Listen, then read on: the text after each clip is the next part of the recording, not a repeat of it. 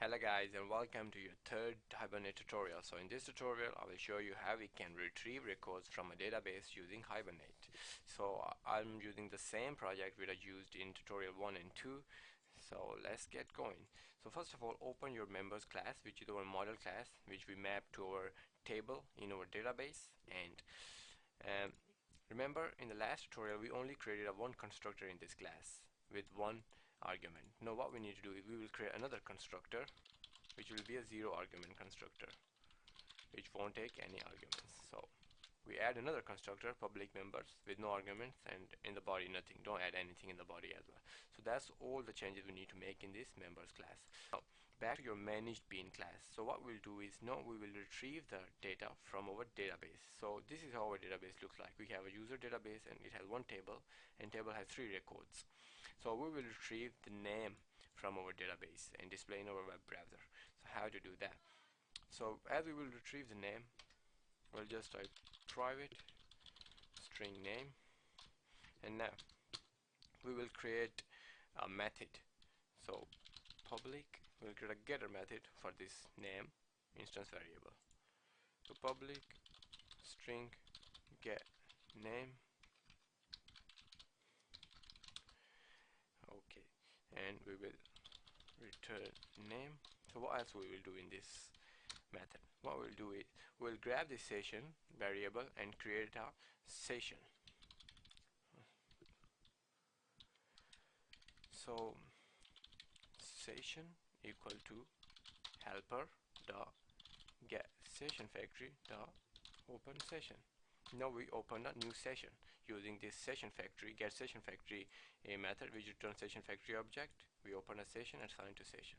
Now we will begin a transaction, session dot begin transaction, and then now we will get the object from our database. So remember, we will create object from this m variable using m equal to, now we will use session dot get.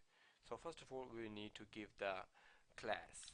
So members dot class. What class type will be the object? Object will be class type members.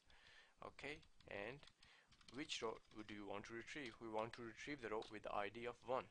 So if you go back to our table, so there's ID 1, so it will should retrieve this record. Okay, so now it's giving us an error message. Okay, the error message is that this object is a member type, but when session.get method execute, it returns the object type object. So it's not, it's just an object, so it's not member type object. So we will cast it to member. So members, so we cast that object to members and assign to m.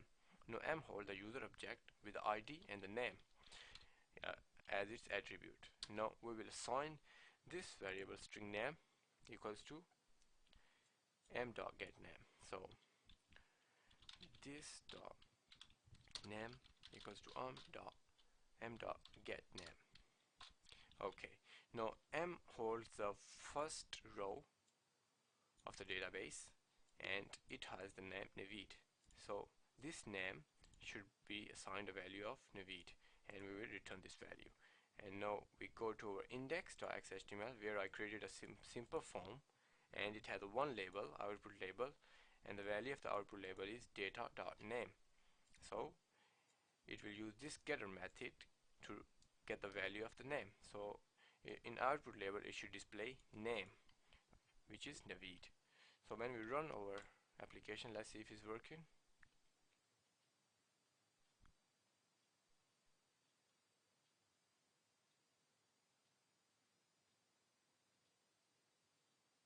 So there you go, it's displaying Naveed. It's grabbing the data from the database with the row ID 1 and displaying the name.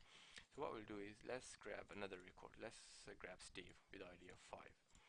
Now if we go back to our managed bean class, here instead of 1, if we type 5, now it will grab the data with the ID of 5 from our database, and it will get the name from their object and return the name. So it should return Steve this time. Okay, let's run and test it.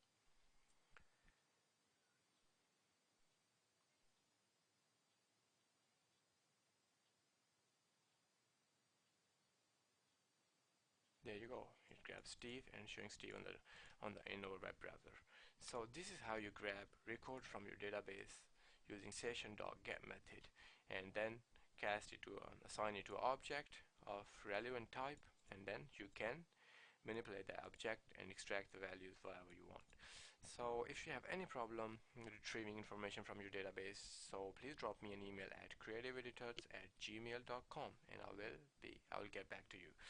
Okay, so thanks for watching. Please rate, comment and subscribe, and see you in the next tutorial.